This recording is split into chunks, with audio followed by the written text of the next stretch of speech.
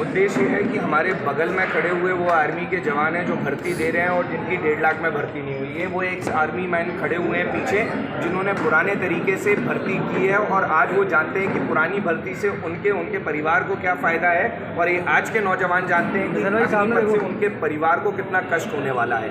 ये कोई राजनीतिक टॉपिक नहीं है, ये एक राष्ट्रवाद के लिए एक विचार है, एक चिंता है कि अगर 4 साल जो 25% की भर्ती आप कर रहे हो और बाकी 75% को आप निकाल रहे हो, उससे जो पहले 70,000 की भर्ती होती थी अब जो 40,000 की भर्ती है, तो आपने तो 30,000 लोगों को अनएम्प्लॉयड कर दिया। नंबर 1। नंबर 2, पहले मेडिकल फैसिलिटी दी जाती थी जवान को, आपको पेंशन दी जाती थी, आपको ग्रेच्युटी दी जाती थी और सबसे बड़ी बात सिक्योरिटी क्या कि अगर वो सीने पे गोली खाएगा जवान तो उसको पता है उसकी परिवार की रक्षा करने के लिए देश बैठा हुआ है। और आज वो भावना खत्म हो गई है जहाँ पर देश उसके परिवार की रक्षा करने के लिए नहीं बैठा है, वो एक बिजनेस डील दे रहा है कि आपको 11,71,000 रुपीज़ मिल जाएंगे, उनसे पूछिए इनको वो चाहिए कि नहीं चाहिए।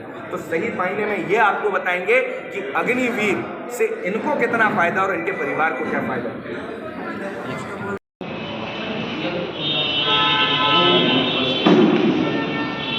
वैसा ये इशू ऐसा अच्छा है टारगेट ये है कि जो 1.5 लाख नौकरियां जो नौजवानों को दे दी गई थी उन सारी भर्तियों को कैंसिल कर दिया, जिसके विक्टिम एक एरिया है जहाँ पर भी तय होगा वहाँ पर बैठ के डिस्कशन होगा पूरे अग्निवीरों के साथ जो भर्तियाँ दे रहे हैं और फेयर डिस्कशन कि आपको पसंद है नहीं है, क्या कमियाँ हैं, क्या प्रॉब्लम है, पुराने के क्या फायदे थे, नए के क्या फायदे। मैं 2020 से रनिंग शुरू किया था मैंने, तो 1 साल रनिंग करने के बाद 2021 में सितंबर में मैंने पोस्टर पकड़ लिया। थोड़ा सा लगेगा नहीं तो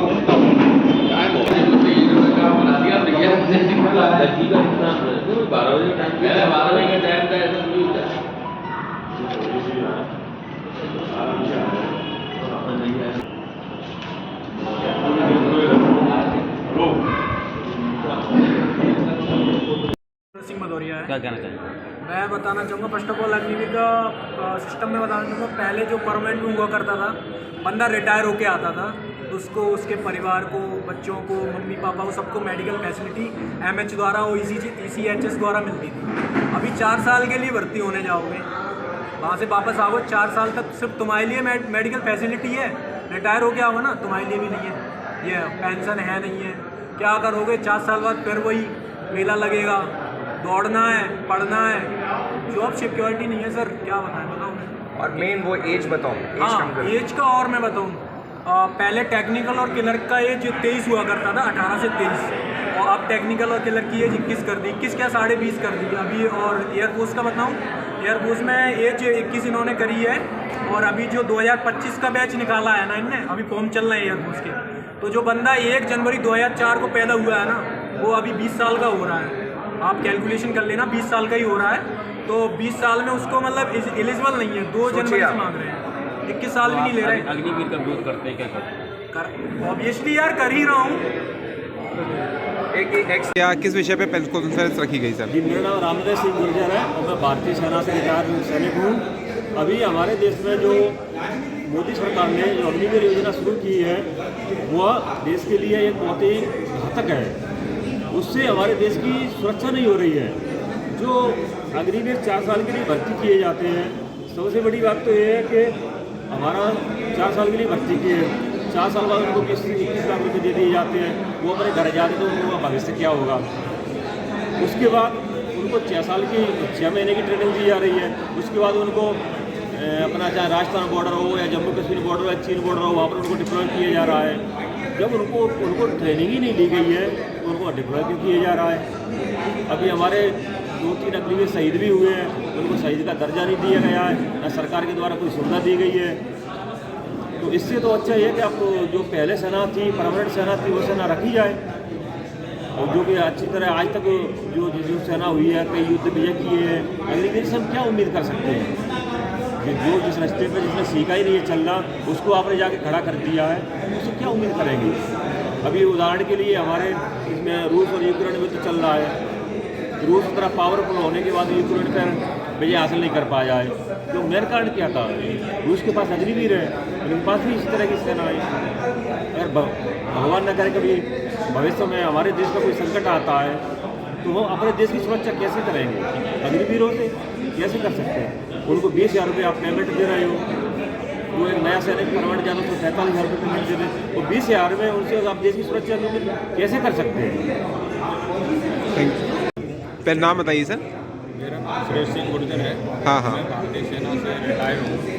एक सैनिक का एक धर्म होता है विजय या मृत्यु। विजय या मृत्यु वही पावत मिलती है जिसको जो देश की सेना में रहकर देश के लिए जान न्यौछावर करता है। जैसा कि आज ये अग्निवीर की स्कीम निकाल रखी है देश में प्रधानमंत्री जी ने, ये इसका मैं बहुत विरोध करता हूँ कि ये बहुत ही गलत किया है सेना के साथ में। जैसा कि आप सभी जानते हो कि एक 6 साल का बच्चा बहुत कम जीवित रहता है और 9 साल का बच्चा हमेशा जीवित रहता है। यही एक सेना का जो 6 महीने ट्रेनिंग करके जो देश की रक्षा करेगा।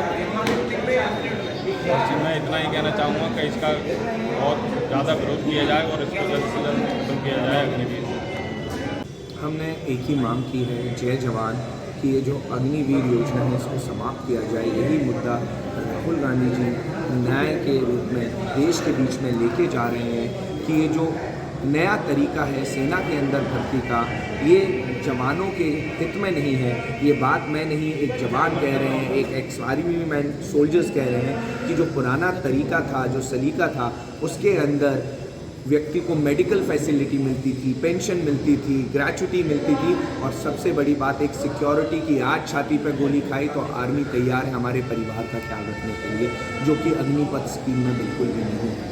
तो आज हम इस माध्यम से एक आवाज़ उठाने का काम कर रहे हैं कि देश को आज वही स्कीम की ज़रूरत है जो पुराना तरीका हुआ करता था भर्ती का, क्योंकि 70,000 नौजवान भर्ती देने आते थे, अब 40,000 हो गए हैं। और इस बार आपने खुद सुना है कि मात्र 18,000 लोग पेपर देने गए और फिजिकल मात्र 600 लोग देने गए। तो ये देश को कहाँ ले जा रहे हो आप? Army is not meant for political experiment. ये देश की आर्मी है, ये सेवा करती है और हम अपनी आर्मी पर फख्र करते हैं।